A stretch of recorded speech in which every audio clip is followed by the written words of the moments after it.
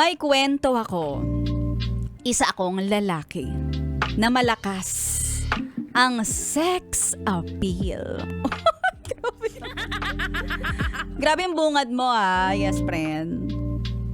Meron na akong girlfriend na kahit malayo ay hindi ko ipagpapalit sa malapit.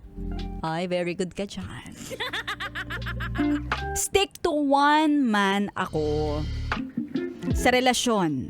Pero sa mga nangyayari talaga sa akin, abay parang gustong subukan kung gaano ako katibay sa prinsipyo na meron ako.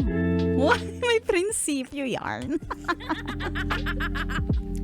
Sa trabaho ko kasi, may mga araw na ang schedule ko ay panggabi. Ako na lang ang naiiwan sa aming office. Pero may pagkakataon na one time, may office mate ako na babae. Ang sabi niya ay magpapalipas na lang daw siya ng gabi sa opisina. Dahil sa delikado na ang umuwi ng madaling araw. Ay siya, tama rin naman.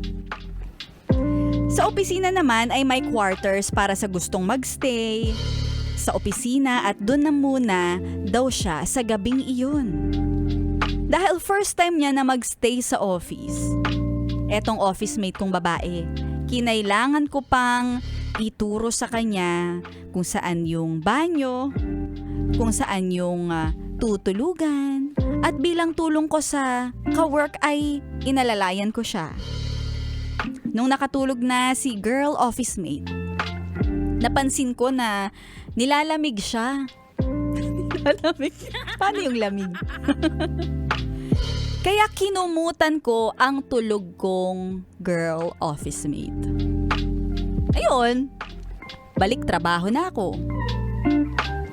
Nakalipas na ang isang linggo ay nagstay na naman siya sa office ng gabing-gabi. Aba, napapadalas. And this time, ay may baon si ate. May dala siyang alak at chicha paara sa aming dalawa.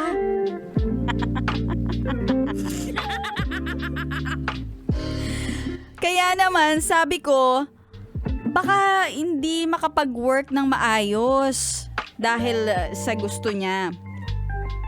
Pero dahil mapilit siya ay napa-oo ako. Basta, inuman lang, wala nang iba pa. Malungkot daw siya kaya gusto niya ng kausap.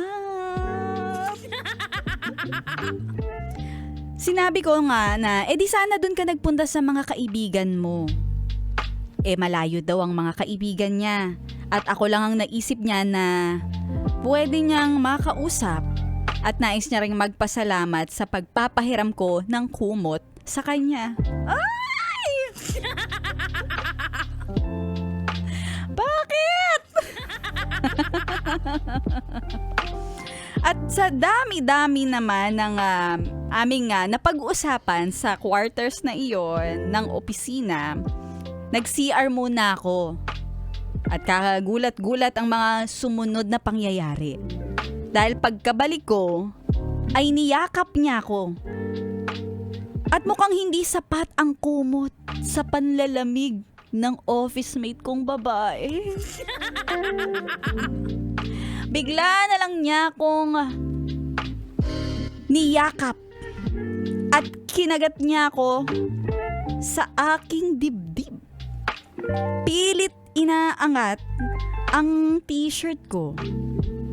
Kaya naman, nanigas ako. At itinulak ko siya ng marahan at sabi ko sa kanya, "Uy, wag. Hindi pwede." Wow. Solid ka dun, ha? Buti naman at tumigil siya at nanghingi ng sorry. Sabi ng office mate kong girl, nadala lang daw siya ng kalasingan. Ay, kaya napapakagat. Buti na lang at sa inuman na to, hindi namin naging pulutan ang isa't isa.